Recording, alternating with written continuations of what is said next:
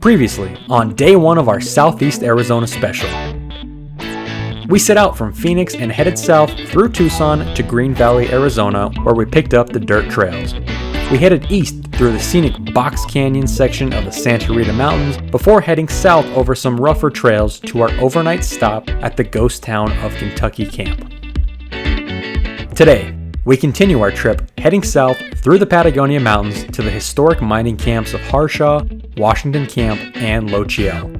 We'll head east along the Mexican border through the scenic San Rafael Valley before climbing up and into the historic Coronado National Memorial.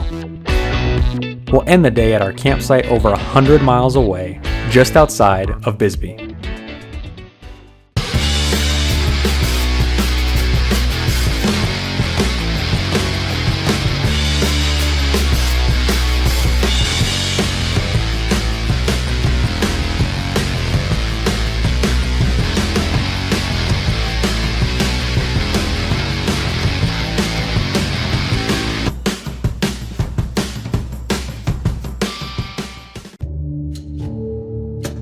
Since today was going to be a busy day, we were up somewhat early.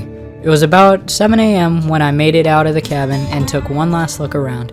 We grabbed a light breakfast of donuts before we got to packing up the Jeep and cleaning up the cabin. If everything went well, our plan was to grab a late brunch in the town of Patagonia before heading back off-road.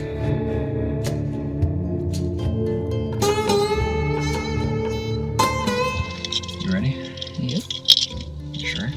Nope. Leave you here at Kentucky Camp. Don't do that to me. We left behind Kentucky Camp, climbed up the hill, through the gate, and proceeded to head east towards Highway 83. We were treated to ever-improving views as we headed east through the rolling hills.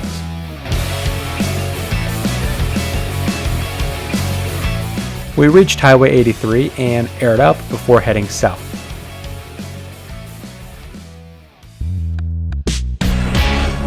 Within minutes of being on the highway, we reached Sonoyta, where we topped off on gas and ice before continuing west on Highway 82 towards Patagonia. Another 20 minutes later, we had arrived in Patagonia by about 10 o'clock. Since we were doing well on time, we stopped at the wagon wheel for a quick bite to eat. After refueling our food tanks, we continued south on Harshaw Road. The trail climbs into the Patagonia Mountains and eventually turns to dirt at Harshaw Town site. We took the opportunity to air down and explore what was left over from a once bustling community. Not much remains of the town of Harshaw. A couple of buildings near the road and a cemetery on the west side of the road are all that remain. The cemetery has old graves dating back to the late 1800s. The town of Harshaw was established in the 1870s and was a large producer of silver. It boasted 2,000 residents by 1880 and produced a whopping $365,000 worth of valuable ore, making it one of the area's major producers. Most of the buildings, however, are on private property, so we were forced to continue south. The trail continued to climb, becoming more scenic as we headed south. After 9 additional miles, we reached the mining camps of Washington Camp and Duquesne. Not much remains at Washington Camp today, but numerous foundations, a couple of old mines, and a large hopper dating to the 1880s remain on the side of the trail. It makes for a nice quick stop along the route.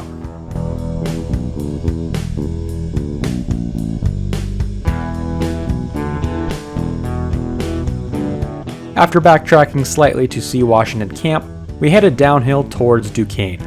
The town of Duquesne was established in 1890 by the Duquesne Mining and Reduction Company all the way from Pittsburgh. Duquesne and Washington Camp were one and the same, while the former was home to mining offices, bunkhouses, and a school. The prosperity in these twin camps was short-lived, and they petered out with the mines after 1900. A few residents remain today in Duquesne. After passing through Duquesne, we continued further south. 5 miles later, we dropped out of the Patagonia Mountains and ran out of the United States. We had arrived at the town of Lochiel on the U.S.-Mexico border. The town was a former ranching community that was split in half by border surveys and later was home to Customs Station. More importantly, however, was a large cross and a monument on the side of the road. It is here where it is thought that Fray Marcos de Niza crossed through this area in April of 1539. This made him the first European in America west of the Rockies. Deniza was a Spanish missionary and a Franciscan friar who left Mexico and entered into Arizona while looking for the infamous 7 cities of gold.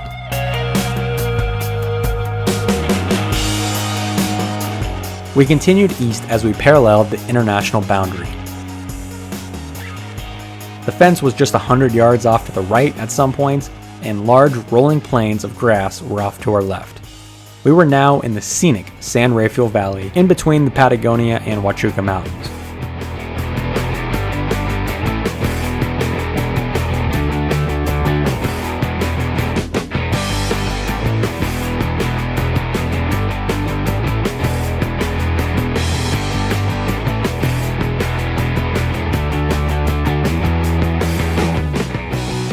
The trail remained wide and fairly smooth as we snaked across the valley floor.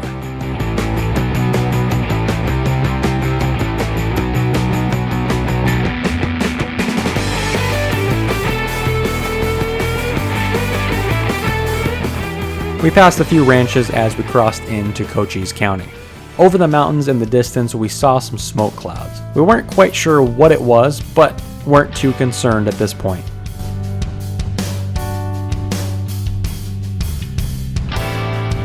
After the 30-mile mark, we began to climb as we approached the foothills of the Huachuca Mountains.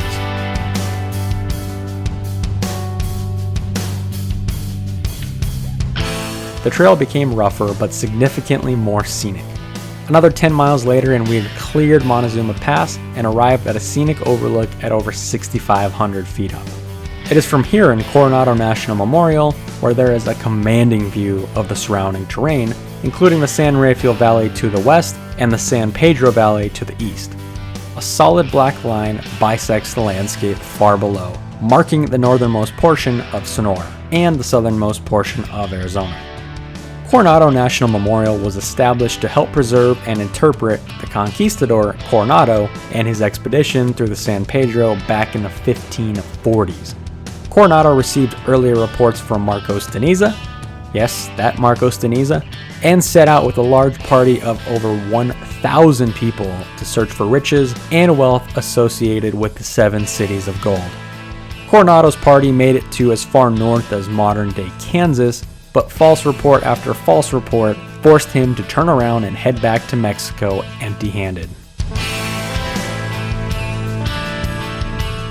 After taking in the tremendous view, we aired up and chatted with Border Patrol before heading down the mountain.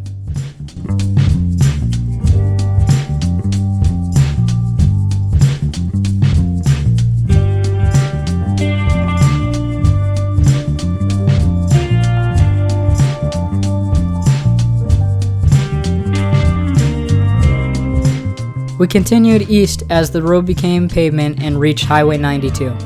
There was a problem, however. Ahead, emergency lights blocked the way and thick billowing smoke blocked the horizon. We were just 20 miles west of Bisbee and our overnight stop for the night. But an active brush fire shutting down the road would force us to take a detour to the north. After a quick detour through Hereford, we arrived in Bisbee by about 5:30. Bisbee sits in the Mule Mountains and serves as the county seat of Cochise County since 1929. It was in 1880 when copper, gold, and silver, among other things, was discovered in Bisbee. The town was founded in 1902 and quickly boomed to nearly 10,000 people. Later in the century, open pit mining took precedence and currently dominates the landscape of Bisbee.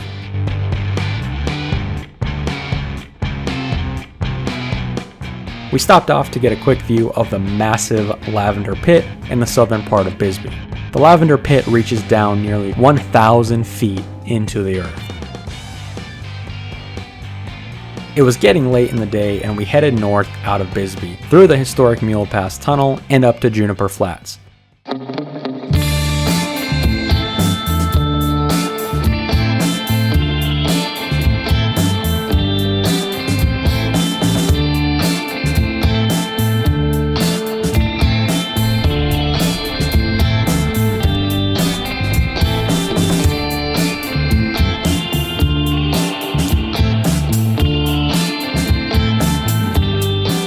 We made camp around 6,500 feet and watched the sun dive below the horizon.